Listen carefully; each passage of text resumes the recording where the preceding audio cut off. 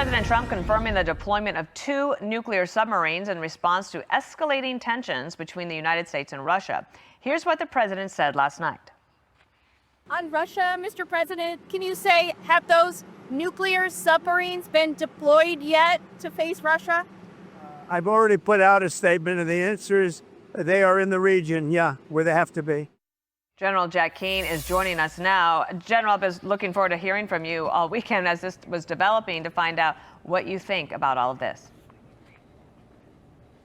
Well, Putin, in this case, Medvedev, who's his deputy chairman of his Security Council, he was a stand-in president for him during 2008 to 2012, and he uses him kind of as a spokesperson to express his views. And what Medvedev did here to precipitate the president's actions, it once again brandished the threat of nuclear weapons use. And believe me, this is a part of their instrument of national power. They use psychological warfare is how I would describe it. And they were quite successful in the Biden administration because as a result of threatening the use of tactical nuclear weapons, Biden restricted the use of our weapons. He held them back, long-range missiles, tanks, F-16s, to name a few. The Europeans were onto it, and they realized that this was a bluff, and we should stop submitting to that bluff and changing our behavior. And they forced the Biden administration to provide those items I just suggested. The Europeans, that is, because they were, in a sense, calling the Russians bluff. The president has heard this, and he wants them to know unequivocally that he's in charge here. He's not going to submit to this kind of intimidation and coercion and psychological warfare. And that is the message he is sending by announcing the deployment of 2 nuclear-powered submarines. By the way, all of our submarines are nuclear-powered. 14 of them carry nuclear ballistic missiles as part of our strategic triad arsenal.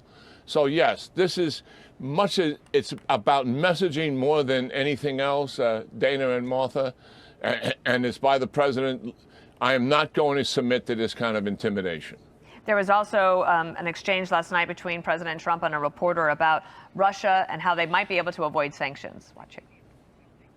Did you say what Steve Witkoff's message will be to the Russians? Is there anything they can do to avoid sanctions at this point?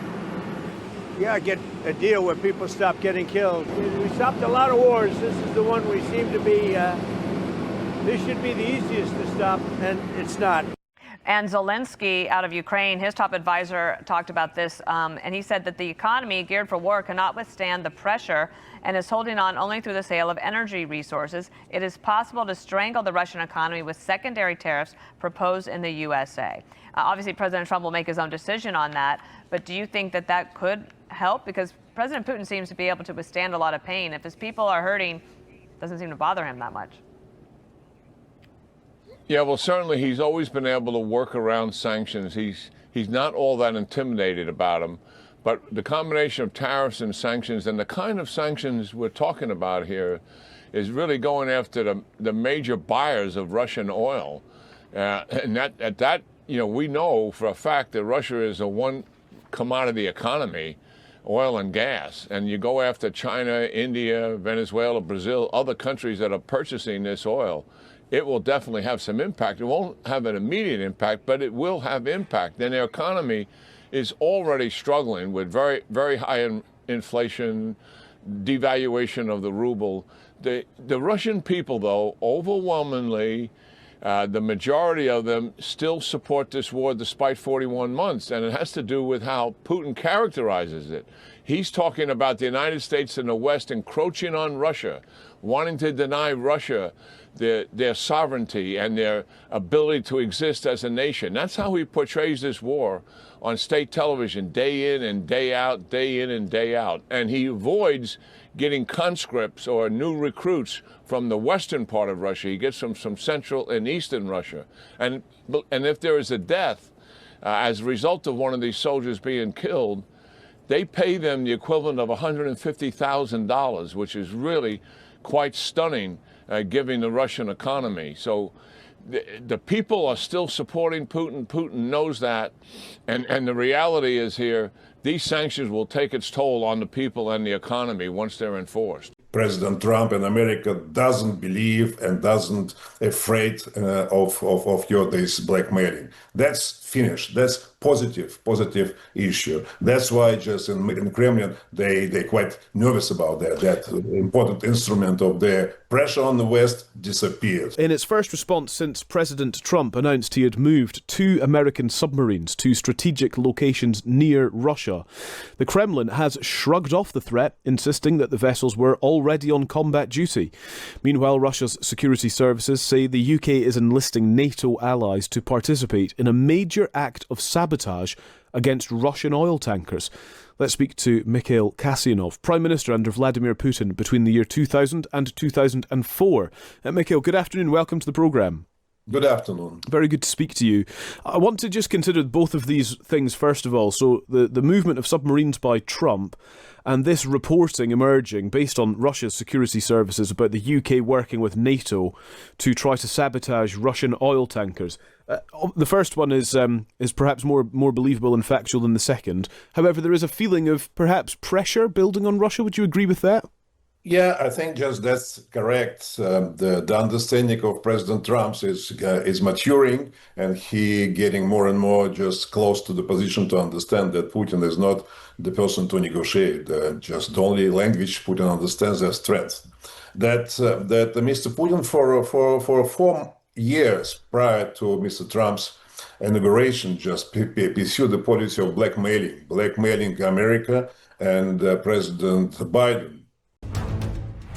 President Trump's self-imposed deadline for achieving peace in Ukraine is growing nearer. China and Russia now are carrying out military drills with a Chinese submarine, this for the first time.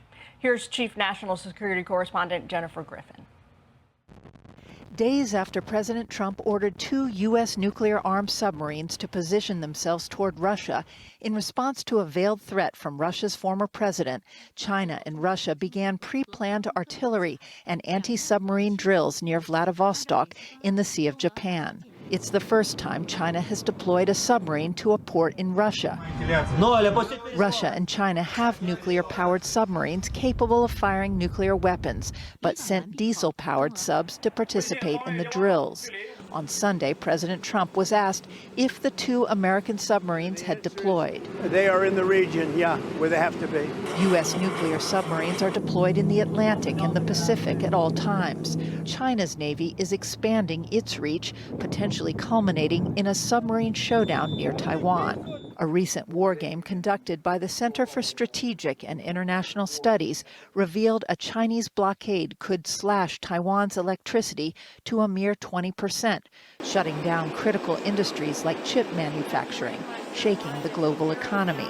Seth Jones played China in the recent game. Did not have as many nuclear-powered attack submarines, did not have a lot of ability to conduct anti-submarine warfare, so was fairly blind in understanding what the U.S. was doing subsurface. A vulnerability the U.S. and Taiwan can exploit. The U.S. Navy has dozens of nuclear-powered submarines.